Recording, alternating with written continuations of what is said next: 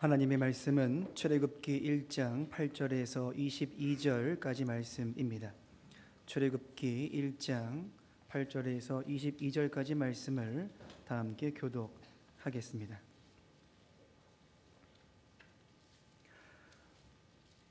요셉을 알지 못하는 새 왕이 일어나 애굽을 다스리더니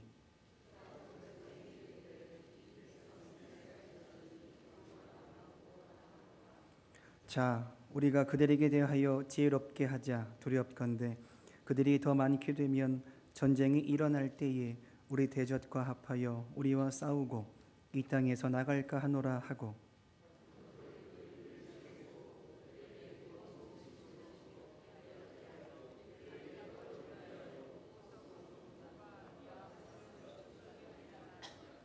그러나 학대를 받을수록 더욱 번성하여 퍼져나가니 애굽 사람이 이스라엘 자손으로 말미암아 근심하여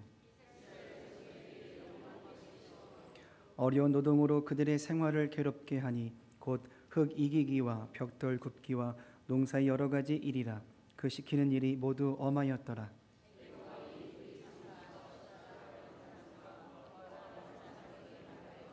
이르되 너희는 히브리 여인을 위하여 해산을 도울 때에 그 자리를 살펴서 아들이거든 그를 죽이고 딸이거든 살려두라.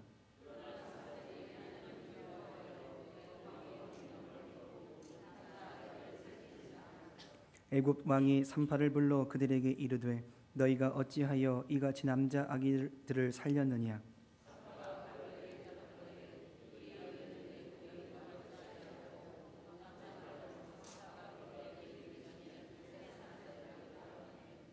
하나님이 그 산파들에게 은혜를 베푸시니 그 백성은 번성하고 매우 강해지니라.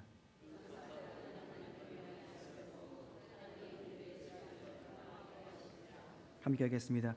그러므로 바로가 그의 모든 백성에게 명령하여 이르되 아들이 태어나거든 너희는 그를 나일강에 던지고 딸이거든 살려두라 하였더라. 아멘. 할렐루야. 아멘. 주님의 평화가 여러분 온 가정 가운데 함께 하시기를 주님의 이름으로 축복합니다. 아멘. 오늘은 1차, 2차, 3차라는 제목으로 말씀을 전하도록 하겠습니다.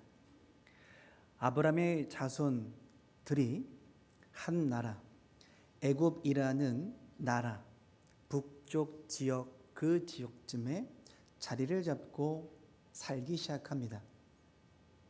얼마 되지 않았던 그의 수가 시간이 지남에 따라서 애굽 나라의 바로 왕이 두렵고 떨 정도의 규모로 번성하기 시작합니다.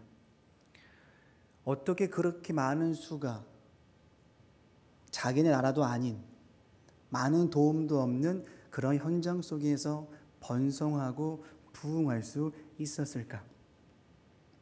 성경은 그러한 시기를 약 400년 정도 걸렸음을 우리에게 알려주고 있습니다. 400년의 시간 동안 우리가 다 알 법한 모세와도 같은 그러한 사람, 혹은 마음이 합한 다윗과도 같은 사람, 아니면 복음으로 모든 삶을 뛰어들었던 바울과도 같은 그러한 사람이 등장했다는 것을 언급하지는 않습니다. 그럼에도 불구하고 성경은 그들의 수가 점점 날마다 시간이 갈수록 번성케 됨을 증거했다는 것이죠. 자, 그러면 과연 누가 그 이스라엘 백성들을 그렇게 많은 수로 번성케 만들 수 있었을까? 자동으로 키웠을까요? 어떻게 이런 일이 가능했을까라는 것입니다. 1차적으로는 하나님이 애굽이라는 나라를 통해서 그 백성들을 머물게 하고 살게 하고 함께 하도록 허락했다라는 것입니다. 크게는 기근으로 인해서 어려움 당했을 때에 애굽이라는 나라는 번성케 되었기 때문에 기근의 공격과 어려움으로부터 보호함을 받을 수 있었다라는 것이죠. 그와 동시에 애굽이라는 나라는 목축업을 경시했습니다. 근데 이스라엘 백성들은 목축업이 삶의 근간이었죠. 그러다 보니 함께 어울리지 않는 인생을 살았습니다. 서로 왕래하지 않는 그런 시간들을 보냈다는 것이죠.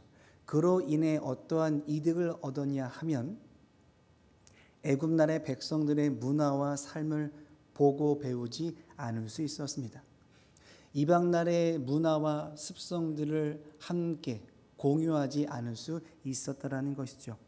그렇게 이방의 죄를 짓지 않고 구별되고 구분되어지는 인생을 이스라엘 백성들이 살게 되었다는 것입니다. 우리는 여기에 놀랍니다. 내 나라, 내 땅도 아닌 그런 곳에서, 좋은 환경도 아닌 그런 곳에서 백성들이 성장하고 부흥케 되었다는 것. 오히려 그 나라 사람들보다 더 많은 수의 백성들로 구성이 되어졌다는 그러한 사실에 우리는 놀랄 수밖에 없다는 것이죠. 이렇게만 보면 이스라엘 백성들의 무리가 번성케 되었다는 그 사실이 아무런 문제도 없이 순조롭게 순탄하게 이 규모를 이루어졌다라고 생각해 볼 수도 있겠지만 오늘 성경은 절대 그렇지 않음을 증거한다라는 것입니다. 시작은 이렇게 알리죠. 8절 말씀입니다. 요셉을 알지 못하는 새 왕이 일어나 애굽을 다스리더니.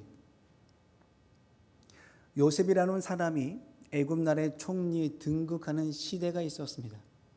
그로 인해서 그의 가족들이 애굽 나라의 지역에 옮겨와 정착하고 살게 되기도 했다라는 것이죠. 근데 시대가 흘러가고 시간이 흘러감에 따라서 상황이 변했습니다. 사람들이 더 이상 애굽 나라의 총리 요셉을 기억하지 못하는 세대로 바뀌게 됐다는 것이죠. 요셉의 후광을 더 이상 잊지 못하는 시대가 되고 말았다라는 것입니다. 그러한 시대 속에 오늘 등장하는 새로운 왕은 이렇게 선포하죠. 9절입니다. 그가 그 백성에게 이르되 이 백성 이스라엘 자손이 우리보다 많고 강하도다. 자, 우리가 그들에게 대하여 지혜롭게 하자. 두렵건대 그들이 더 많게 되면 전쟁이 일어날 때에 우리 대적과 합하여 우리와 싸우고 이 땅에서 나갈까 하노라 하며 두려워하기 시작합니다. 바로 말하고 있는 이러한 사실은 지난 400년 동안 지속되어졌던 사건입니다. 어제 오늘의 문제가 아니었죠. 그동안 수백 년 동안 아무렇지 않았던 문제가 갑자기 불편해지기 시작하고 두려워지기 시작하고 근심되어지기 시작합니다. 없던 일도 아니었는데 갑자기 그 문제가 내 눈에 내 마음에 남기 시작한다는 거죠. 그럴 때가 있습니다. 위층에 살던 분들이 평상시처럼 걸어 다니셨는데 갑자기 오늘 아침부터 그 걸음걸이가 불편해질 때가 있습니다. 층간소음으로 작고 불편한 감정이 올라올 때가 있다는 것이죠. 놀라운 것은 계속 거주하셨던 분들이었다는 겁니다. 그럼에도 불구하고 갑자기 오늘 아침에 그것이 귀에 들리기 시작하자 그때부터 그것만 들리기 시작합니다. 그것만 보이기 시작하더라는 것이죠. 바로왕의 마음 가운데 그 불편한 감정이 들어오자 그것만 보이기 시작합니다. 불편하지 않았던 일이었는데 한번 틀어지니 그것만 크게 보이기 시작하더라는 것이죠. 그렇게 엉뚱한 생각, 엉뚱한 고민, 그러다 보니 엉뚱한 결론까지 이르게 되었다는 것입니다. 사실 바로왕이 이르게 되는 것은 하루아침에 변했다라는 것입니다. 근데 이 문제가 해결을 하고 싶어하는 그런 문제로 바뀌자 갈등이 생겨나기 시작하죠. 첫 번째는 이 문제로 인해서 저 백성들을 내가 주도권을 가지고 다스리려고 한다라면 해봄짓도 하겠지만 알고 보니 그의 수가 너무 많다는 것입니다. 괜히 싸웠다가 질 수도 있겠다는 두려움이 생기기 시작했고, 두 번째는 그의 수가 너무 많다 보니 그들을 통해서 노예 생활에 이득을 취했던 백성들이 그 백성들을 몰아내면 그동안 취했던 이득이 한순간에 사라지게 됩니다. 안고 가려니 불편하고 내쫓으려고 하니까 얻는 유익이 참 많았다는 사실을 알게 된 것이죠. 그러다 보니까 이도저도 하지 못하는 그 중간의 갈등 속에 놓여지게 된 것입니다. 그래서 나온 결론이 무엇이냐 하면 안 되겠다 싶어서 그들을 억제하기 위한 방법을 간구하죠. 11절입니다. 감독들을 그들 위에 세우고 그들에게 무거운 짐을 지워 괴롭게 하여 그들에게 바로를 위하여 국고성 비돔과 람셋을 건축하게 하니라. 바로 왕은 그 백성들이 더 커진 것을 막고자 첫 번째 제1차 정책을 펼치는데 전보다 더 어려운 노예 생활의 강도를 그들에게 명령하고 있다라는 것이죠. 이 사건을 보게 되면 우리는 좀 당황하기에 이릅니다. 분명히 그들의 수가 번성케 되므로 날로 부흥케 되었습니다. 근데 그들의 마주한 현실은 큰 정책을 통해 어려운 노동의 강도를 허락받고 있다는 것이죠. 이것을 보면 안타까운 현실처럼 보이지만 성경은 이런 상황에 관련해서 이미 아브라함을 통해서 언급한 바가 있다는 것이죠. 창세기 15장 13절은 이렇게 말씀합니다. 여호와께서 아브라함에게 이르시되 너는 반드시 알라. 내 자손이 이방에서 객이 되어 그들을 섬기겠고 그들은 400년 동안 내 자손을 괴롭히리니 그들이 섬기는 나라를 내가 징벌할지며 그 후에 내 자손이 큰 재물을 이끌고 나오리라. 하나님이 아브라함에게 알려주셨고 약속하셨던 것은 앞으로 너의 후손들이 더 고생하게 될 것이다 라는 것을 말씀한 것이 아닙니다. 고통이 있기는 할 것인데 고통이 다다라서 정점이 될 쯤 되면 내가 너희들을 많은 것을 얻고 나올 수 있는 구원의 은혜를 허락하겠다고 말씀하고 있더라는 것이죠. 그럼에도 알아둬야 할 것은 그때까지 오랜 시간, 약 400년이라는 시간 동안 객이 되어서 어려운 현실을 마주할 수밖에 없음을 이미 오래전에 조상들에게 허락했던 말씀인 것입니다. 그렇게 본다면 지금 이 백성들이 번성하게 됨으로 인해서 어려운 핍박과 고난을 당하는 이 문제는 핍박과 고통과 눈물의 문제가 아닌 하나님의 때로 봐야 한다는 것이죠. 우리는 여기에 믿음이 필요하다는 것입니다. 내가 마주하는 현실은 핍박과 억압이지만 나에게 바라봐야 할 대상은 하나님의 구원의 때가 점점 이루어지고 있다는 것을 볼 수 있어야 한다는 것이죠. 그러나 현실의 억압이 크고 삶의 문제가 점점 쌓여서 나에게 찾아오다 보니 견디기가 어려운 그 지점까지 이르게 됨을 봅니다. 그러면서 이런 생각이 든다는 것이죠. 이스라엘 백성들이 오늘 우리 가족이 번성케 되는 것이 과연 하나님의 은혜가 맞는가라는 질문입니다. 하나님의 때가 곧 이르는 것은 사실이나 우리는 알고 보기 때문에 때가 이르고 있겠다 싶지만 막상 이 일을 경험하는 백성들의 입장에서는 오늘의 고난과 억압이 언제까지 이어질지는 아무도 알 수 없기 때문에 우리 민족에게 우리 가정의 번성케 됨이 과연 하나님의 은혜와 복이 맞을까라고 하는 질문과 갈등이 올라올 수밖에 없다라는 것이죠. 내가 누리는 모든 것이 은혜로만 비춰지지 아니하고 현실의 문제는 핍박과 고난과 큰 노동의 강도로 찾아오다 보니 과연 우리는 어떠한 고민과 어떠한 결정에 이르러야 할까라는 것입니다. 이스라엘 백성들이 개인적인 입장에서 본다면 차라리 번성케 되는 복을 입지 않았다면 이런 억압과 핍박이 없었을 것인데 라는 생각도 해봄직하다라는 것이죠.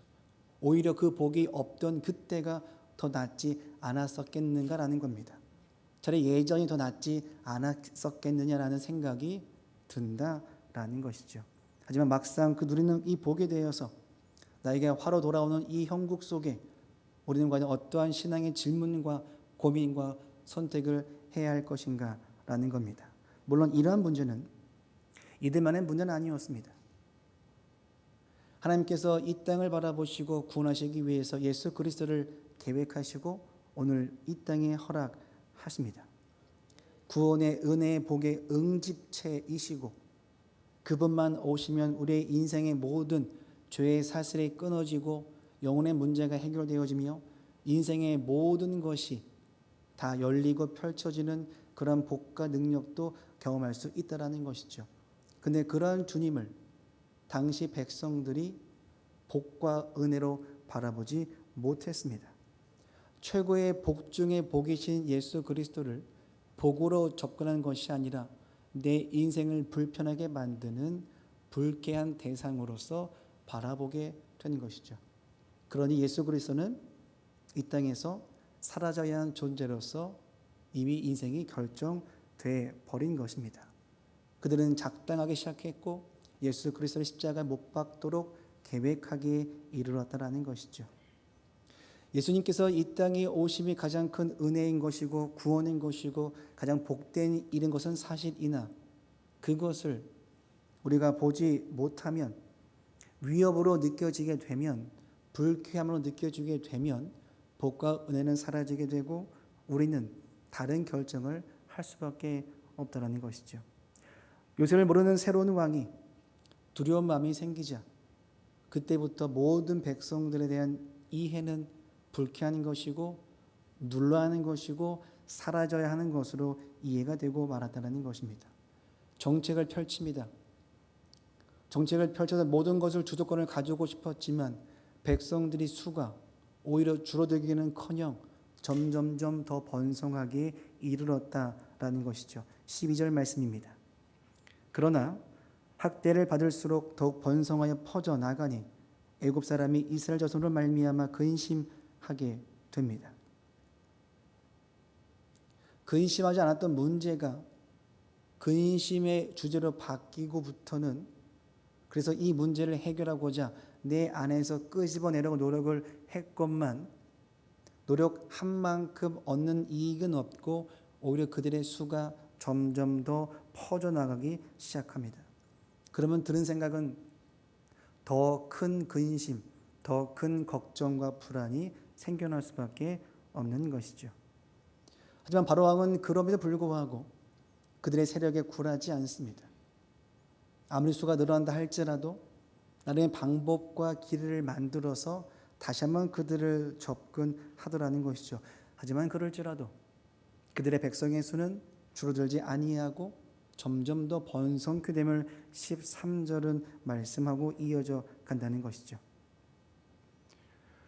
이 문제를 더 해결하고자 바로왕은 좀 더 머리를 맞대어서 고민하게 되었고 두 번째 방안 제2차 억압의 방식을 채택하기에 이릅니다. 15절 말씀이죠. 애굽 왕이 히브리 산파 십보라라 하는 사람과 부하라 하는 사람에게 말하여 이르되 너희는 히브리 여인을 위하여 해산을 도울 때에 그 자리를 살펴서 아들이거든 그를 죽이고 딸이거든 살려두라. 더 큰 두려움이 생기자 이것을 해결하기 위해 다른 방식을 취하게 되는데 대중을 향한 억압이 아닌 이제는 생명을 건드리는 문제로 방식을 바꿉니다. 그것 또한 가장 연약한 생명이었던 아이를 건드리기 시작한 것이죠. 자꾸 이런 일이 생기니까 이스라엘 백성들 입장에서 보면 하나님께서 번성케 하셨던 그 복과 은혜가 과연 내 인생의 복과 은혜로 이해되기가 쉽지 않다는 것이죠. 번성케 됨으로 내 자녀까지 목숨을 잃을 수 있겠다라고 한다라면 우리는 과연 이 문제를 복과 은혜로서 이해하고 고백하고 그것을 간구하기는 쉽지 않은 신앙의 갈등이 생길 수밖에 없다라는 것입니다. 우리는 이 문제 앞에 설 수밖에 없는 것이죠. 동시에 히브리 산파도 마찬가지입니다. 바로 왕의 명령에 순종하게 되면 아이들이 죽습니다. 하지만 순종하지 아니하면 자기 자신이 죽습니다. 어떠한 선택을 하든 누군가는 죽어나가야만 끝나는 문제가 지금 두 번째 억압의 문제인 것이죠. 그러나 1차 학대에서도 번성했듯 두 번째 억압의 문제에서도 이스라엘 백성들의 번성의 문제는 멈추지 않고 계속 이어져 갔다라는 것입니다. 17절 말씀이죠. 그러나 산파들이 하나님을 두려워하여 애국 왕의 명령을 어기고 남자 아기들을 살린지라. 산파들이 명을 받고 찾아갔는데 바로 왕을 두려워하지 않고 하나님을 두려워하며 일을 진행시키지 않습니다. 이것을 보면 단순하게 우리는 생각하기를 산파들의 믿음이 참 좋았다라고 생각을 해볼 수도 있겠지만 그렇게 정될 문제가 아닌 것이죠. 일개의 한 백성이 한 나라의 왕의 명령에 불순종한다라는 것은 인간적으로 이성적으로 이해가 되지 않는 문제인 것입니다. 아까 살폈듯 어떤 억압이 있었을지라도 그의 수가 번성케 되는 것처럼 지금 이 모든 일의 과정에서의 일하심은 그들이 뭔가를 잘해서의 문제가 아닌 이미 오래전부터 계획하시고 말씀하셨던 그 문제가 오늘에 와서 성취되고 있는 과정 속에 놓여졌다라는 것이죠. 그들의 입장에서는 이러한 정책이 생길 때마다 우리가 억압을 받게 되는데 하나님이 우리의 민족의 문제를 방관하시는구나라고 이해가 될 수도 있습니다. 우리를 버리신 것이 아닌가라는 생각도 해볼 수 있죠.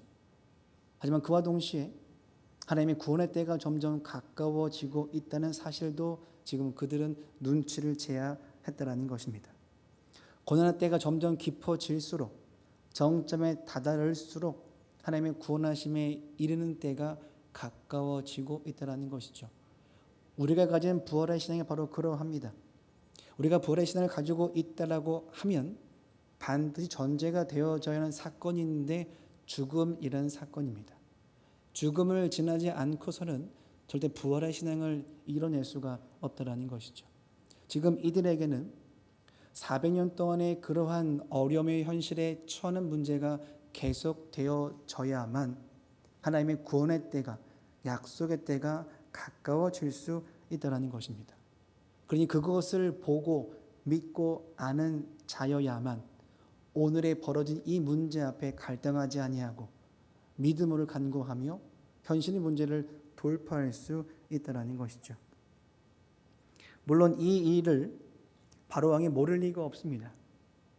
그들을 불러 세우죠. 18절 말씀입니다. 애굽 왕이 산파를 불러 그들에게 이르되 너희가 어찌하여 이같이 남자 아기들을 살렸느냐.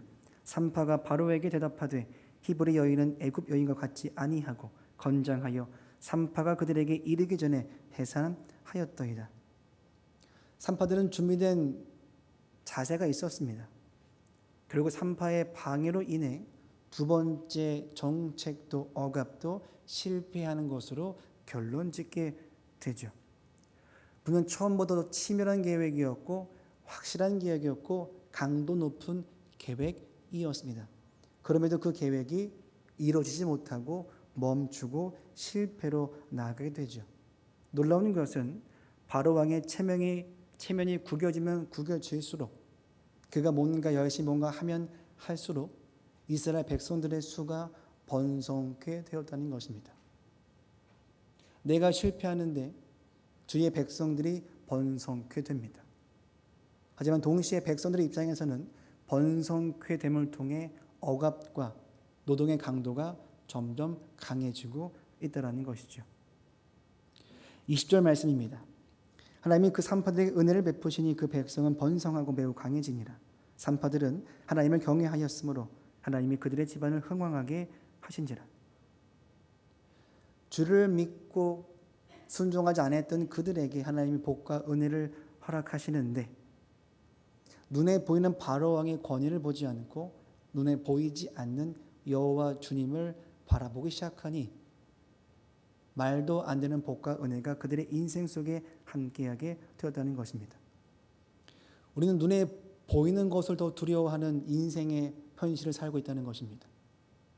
그러는 와중에 눈에 보이는 것 중에 가장 최고점이었던 바로왕의 명령을 거절하고 눈에 보이지 않는 하나님을 믿고 순종하게 이르게 되는 것은 모든 신앙인들에게 큰 갈림길에 놓여질 수밖에 없다라는 것이죠.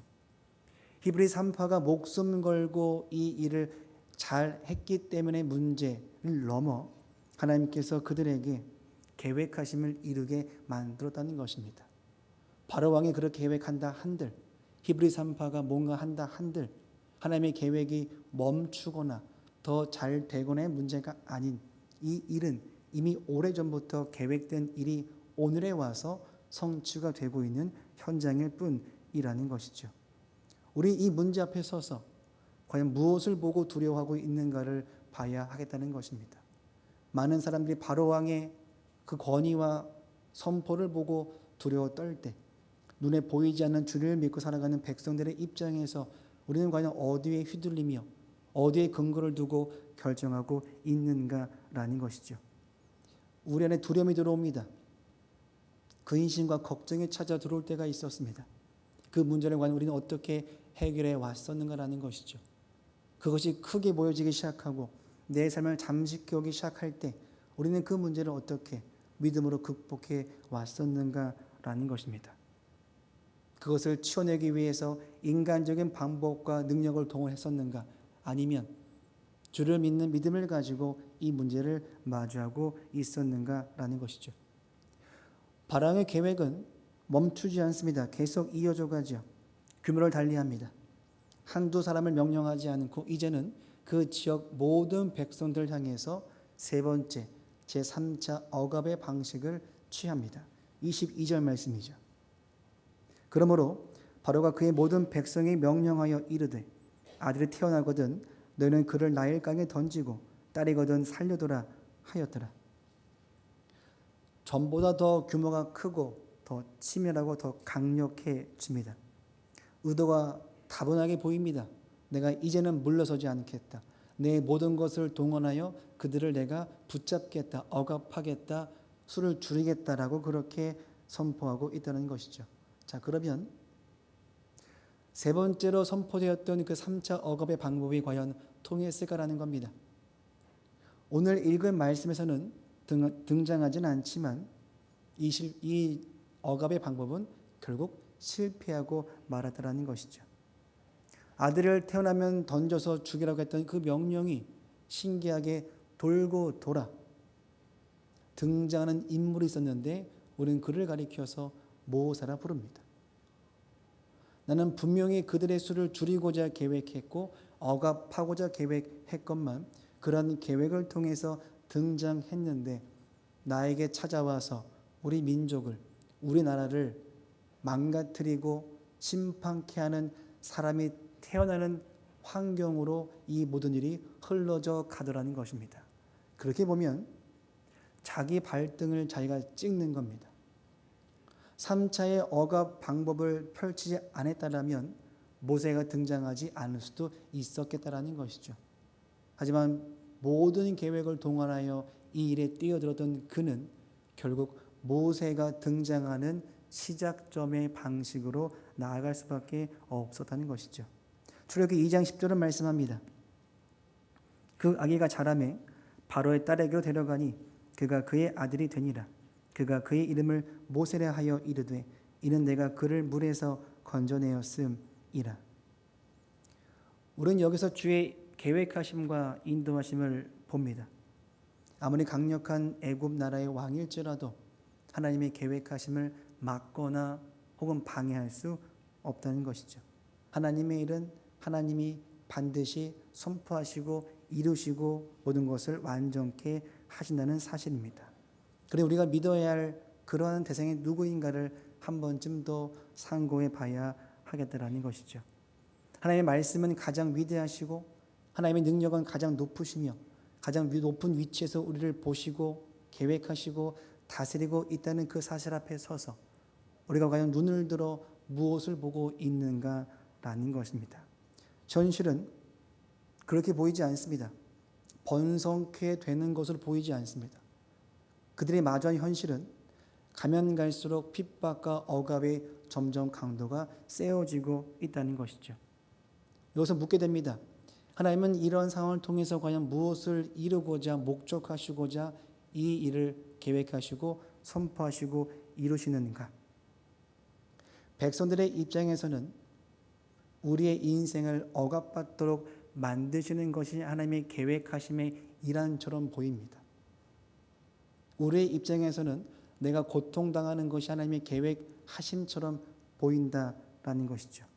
하지만 이 일은 잠깐의 일뿐의 문제인 것입니다.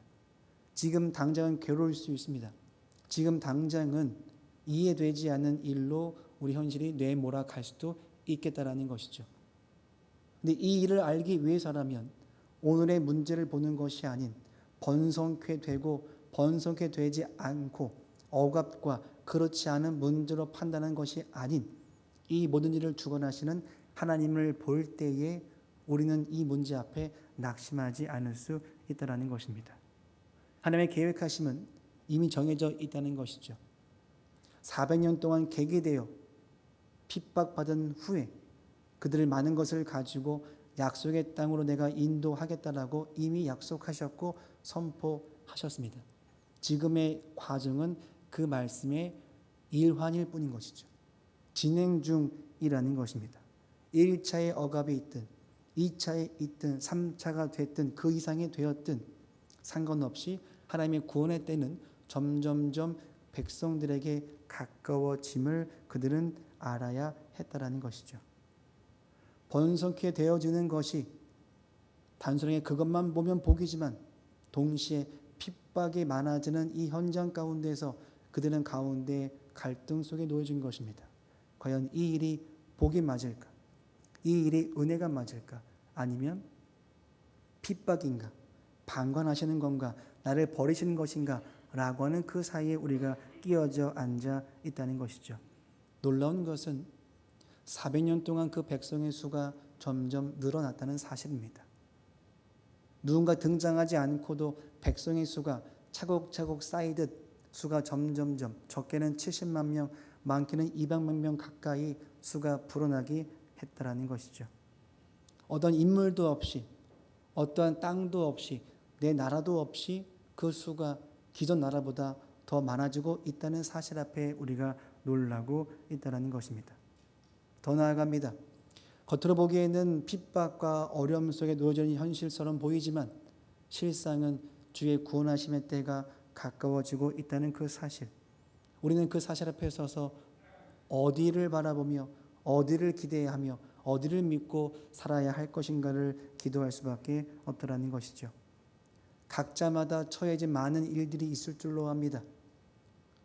다만 기억해야 할 것은 지금 나에게 번성의 복이 있다 한들 혹은 반대로 억압과 수많은 횟수의 고통이 있을지라도 모든 것을 계획하시고 주관하신 하나님을 보는 그러한 시선의 눈이 있다라면 우리는 갈등하거나 고민하거나 어려워하지 않고 믿음을 간구하며 이 문제를 해결해 갈 수 있겠다라는 것이죠. 그 문제 앞에 의심하지 않고 주 앞에 간구하며 나아가기를 소망한다라는 것입니다. 우리가 과연 무엇을 두려워하고 있으며 그 두려움을 어떻게 해결하고 있으며 하지만 그럴지라도 우리를 인도하시는 주의 계획하심 앞에서 우리가 무엇을 간구하고 있는지를 살펴보기를 원한다라는 것이죠. 모든 것을 계획하시고 선포하시고 이루시는 주의 말씀하신 그 앞에서 우리가 주를 믿고 나아갈 수 있는 은혜를 간구하시어 주와 함께 동행하시는 저와 여러분 되시기를 간절히 바랍니다. 기도하시겠습니다. 하나님 감사합니다.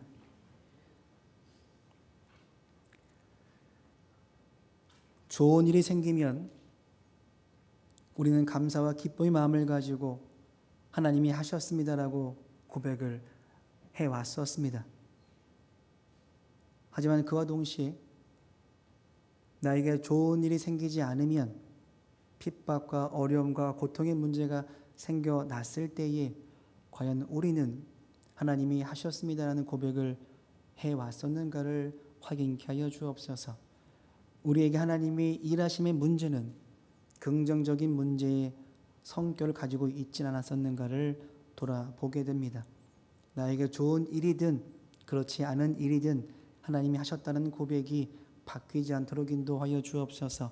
나의 좁은 소견과 이해를 가지고 주의 말씀과 계획하심을 판단하지 않도록 인도하여 주옵소서. 예수님의 이름으로 기도하옵나이다. 아멘. 다 같이 말씀을 기억하며 기도하시겠습니다.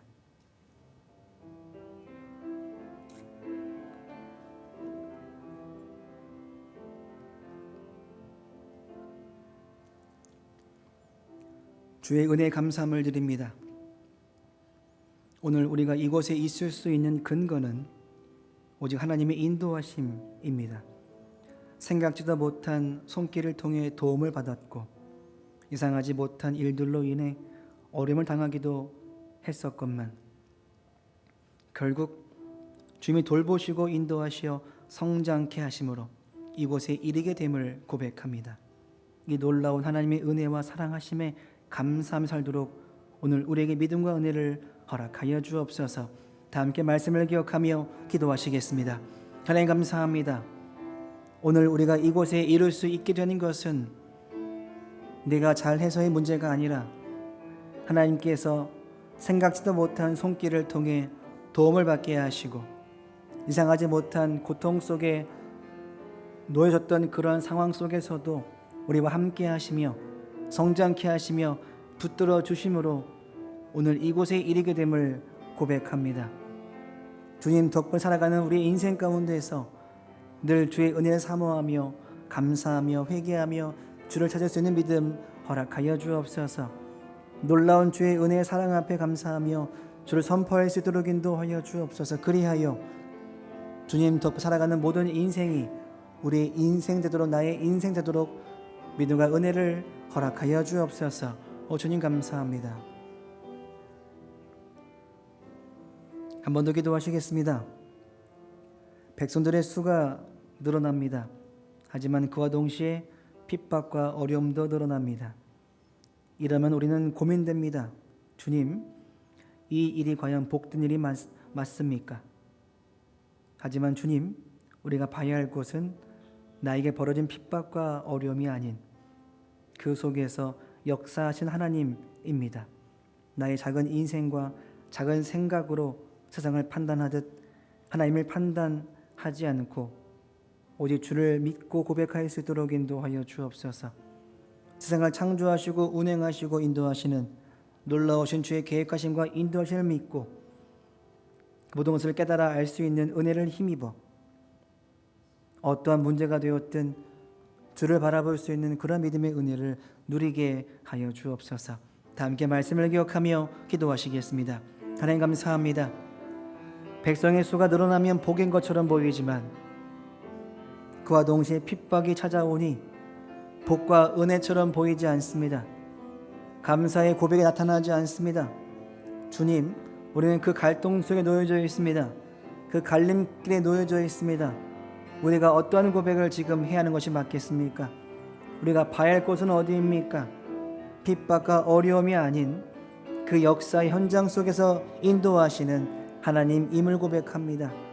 좋은 일이든 그렇지 않은 일이든 모든 것을 주관하시고 계획하시고 인도하시는 하나님을 볼 수 있는 믿음의 눈을 허락하여 주옵소서. 눈을 들어 주를 볼 수 있도록 우리와 함께하여 주옵소서. 주님 감사합니다. 한 번 더 기도하시겠습니다. 바로왕의 3차 억압 억제가 있어도 주를 막을 수 없다는 사실에 오늘 우리가 믿고 의지해야 할 분은 하나님임을 발견케 하여 주옵소서. 눈에 보이는 것으로 세상을 판단하고 결정하는 인생이 아닌 주를 믿는 믿음의 눈으로 세상을 보며 사람을 보게 하여 주옵소서. 내가 보면 미움이지만 주님 보게 하시면 사랑입니다. 내가 나를 다스릴 수 없다는 한계를 인정하며 주 앞에 주의 도우심을 간구할 수 있는 믿음의 은혜를 허락하여 주옵소서.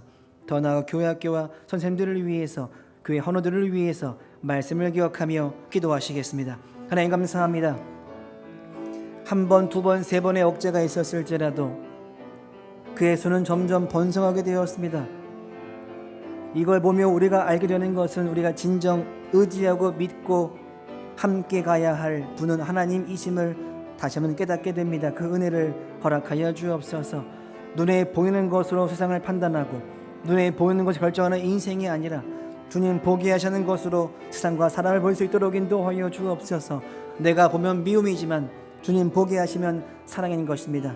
주님, 모든 은혜의 응집체가 되신 주님을 불편하게 여기지 않게 도와주옵소서. 주의 말씀을 은혜를 보게 하여 주옵소서. 주의 말씀을 부담이 아닌 감사와 기쁨과 능력으로 바라볼 수 있는 믿음의 시선을 허락하여 주옵소서. 그래서 말씀에 따라 순종하는 모든 인생이 답답한 인생이 아닌 진정 진리에 이를 수 있는 인생임을 알고 살아가며 순종할 수 있도록 오늘 우리와 함께하여 주옵소서. 주님 감사합니다.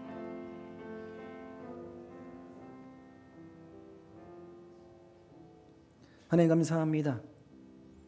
내가 보면 그날따라 달라지는 결정이 되어지지만 주님 보게 하시면 모든 것이 진리에 이를 줄로 압니다. 이 시간 주님 보게 하시는 눈으로, 말씀의 눈으로 성령의 도우심을 보게 하여 주옵소서. 내가 보면 미움과 질투와 시기와 정죄이지만 주님 보게 하시면 사랑과 은혜인 줄로 압니다. 그 믿음의 시선을 가지고 세상과 사랑을 보게 하심을 통하여 주의 일을 감당할 수 있도록 인도하여 주옵소서. 눈에 보이는 것에 휘둘리는 인생이 아닌 오직 말씀에 세워진 반석과도 같은 믿음을 오늘 우리에게 허락하여 주옵소서. 예수님의 이름으로 기도하옵나이다. 아멘.